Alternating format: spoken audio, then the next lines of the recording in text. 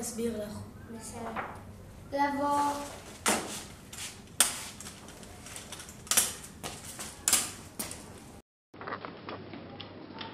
שלום.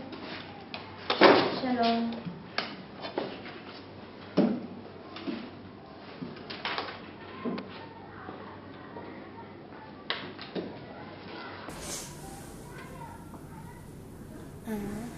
כן. סליחה, מוכנה בבקשה להסביר לי איך רואים את העצמות שלי?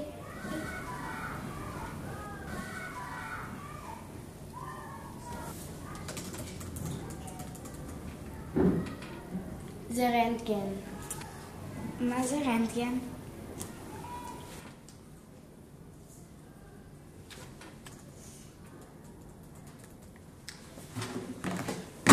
אם את רוצה לדעת, הכל רשום בספר הזה.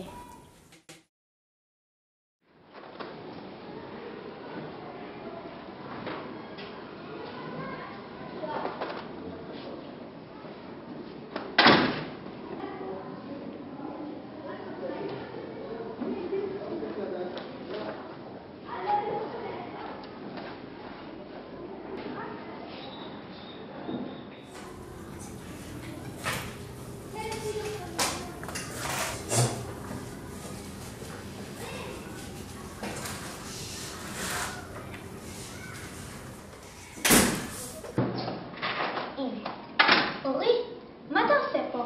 ממזמן נגמר בית ספר. אני מחכה לאבא שלי. המורה זה שלך?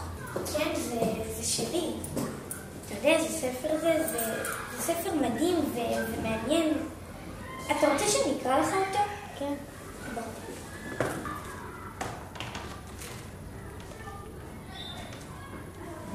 בשנת 1867 נולדה ילדה בשם מניה בוורשה בירת פולין.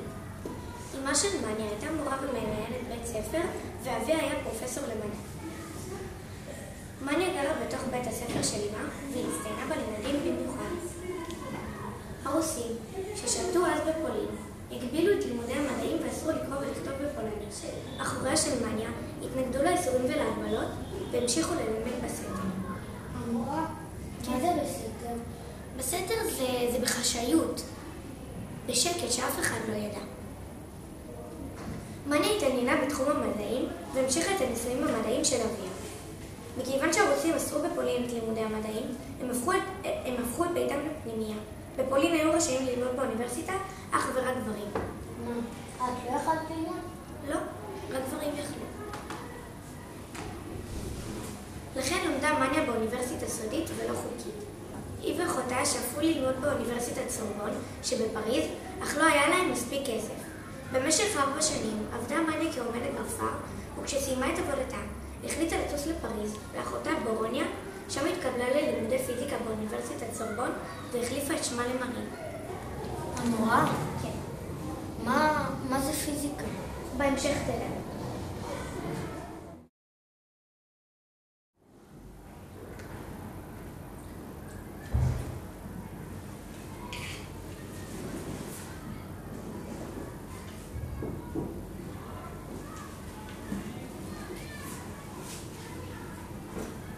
מונג'ו, אתה מסי קירי? לי קוראים מרי וסיימתי תואר ראשון בפיזיקה. שמעתי כבר. אני חייבת להמשיך ללמוד. הלו, אין לי כסף. אני גרה בעליית גג לא מחוממת. גג דולף. עולה כל יום 6 קומות. יש דעת צמיחה אחת, ובחורף אני קופאת. כשאת מתעלפת מרעב, אז אחותך מכינה לך תבשיל חם, מדמוזל. איך אתה יודע את זה, מסיה? ביין, מי שבא לפולין כנראה סובל. את יודעת שיש לך עיניים יפות? מה? אתה הראשון שאומר לי את זה. טוב, מסיה, איפה היינו? את תעבדי איתי פה, במעבדה. אנחנו נעשה מדידות פיזיקליות, ואני אשלם לך קצת כסף, אבל אני אביל אותך קשה. מהבוקר עד הערב. ואני מבקשת להתעסקי רק במכשירים, אבל רק במכשירים, ובלי שטויות או מחשבות. מחשבות? על מה? על ירח וכוכבים, בו יהיה רק מדע. ירח וכוכבים זה מדע, לא?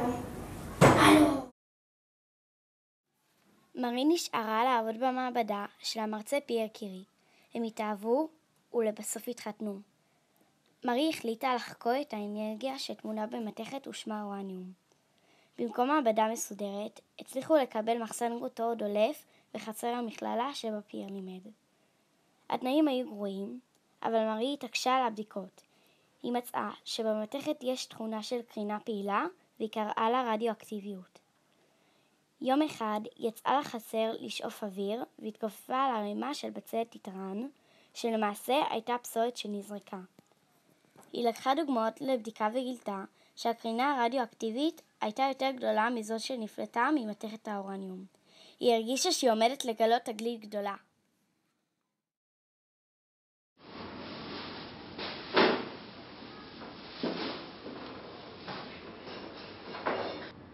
תראה פייר, תן שיפור בפצעים שלי. נו טוב, מי שסוחב שנים שקים של ניטרן מהחצר למחסן ומהמחסן לחצר ונחים את העדים, זה מה שקורה. אתה יודע שאני לא אוותר. תראי את הפצעים. אני מקווה שהקרינה הרדיואקטיבית לא מסכנת את הבריאות שלנו. אני מקווה שאנשים לא ישתמשו בזה כדי להזיק לאחרים, כי בקלות אפשר להכין מזה כלי נשק, כדי להרוס ולהרוג. מארי, אני רוצה שתבטיחי לי. אם אחד מאיתנו ימות, השני ימשיך לחקור. אסור לשקוע בעצב ולעזור את הדבר הגדול הזה שגילינו. בשנת 1903, הזוג פייר ומארי קירי זכו בפרס נובל לפיזיקה על גילוי הרדיואקטיביות. מארי ופייר לא נסעו לטקס קבלת הפרס המכובד בשוודיה. הם היו מותשים וחולים מרוב עבודה, אבל היו מאושרים מאוד. 3 שנים לאחר קבלת הפרס, צעד פייר קירי על גשר מעל נהר הסם בפריז. הוא היה חלש ונפל על הכביש. סוס דוהר עם עגלה דרס אותו ופייר מת במקום. אסון גדול נפל על מארי ושתי בנותיה, אך היא לא שכחה את הבטחתה לפייר להמשיך בדרכם. בסיבה זו הסכימה למלא את מקומו כמרצה באוניברסיטת סורבון. 8 שנים לאחר מכן זכתה מארי שוב בפרס נובל, אך הפעם בכימיה, והיא קרסה אליה את הדרך לאנשים מצליחות בעולם המדע.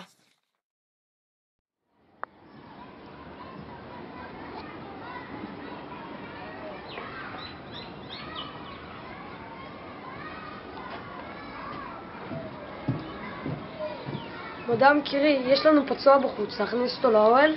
מה יש לו? הוא קיבל קליע בבטן, לך תמצא אותו עכשיו. אדוני הקצין, הזמנים משתנים. תעביר אותו למכונית הרנטגן, שם נמצאת הבת של ירין. אין לי שום דבר נגד ירין, אבל מה זה מכונית רנטגן?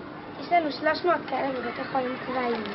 פעם היינו צריכים לחצות בתוך הגוף כדי למצוא את הקליע. היום יש לנו מכונית רנטגן, מכשיר פולט קרינה, ומצלם בדיוק מה שקורה בתוך הגוף. קדימה, איפה הפצוע שלך? רגע, עוד שאלה קטנה מדאם. הוא צריך לחייך בזמן הצילום? מספיק עם השטויות חייל. יש לנו בחוץ 10,000 פצועים. על המלחמה שמעת? אין זמן לבדיחות.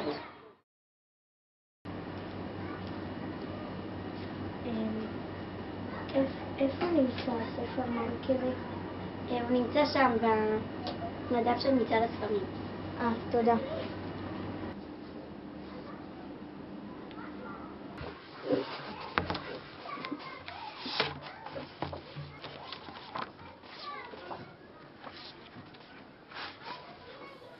הקרינה הרדיואקטיבית הביאה למהפכה עולמית בתחום הנשק וגם בתחום הרפואה, אבל גם גרמה למחלת הסרטן. מארי חלתה בה מפני שנחשפה על הקרינה במשך זמן ובלי שום הגנה. היא מתה בגיל 67. ביתה איירין הפכה גם היא למדענית וזכתה בפרס נובל, אך גם היא ספגה כמות גדולה של קרינה וחלתה בגללה. הבת הצעירה, איב, כתבה ספר על אימה מארי קירי.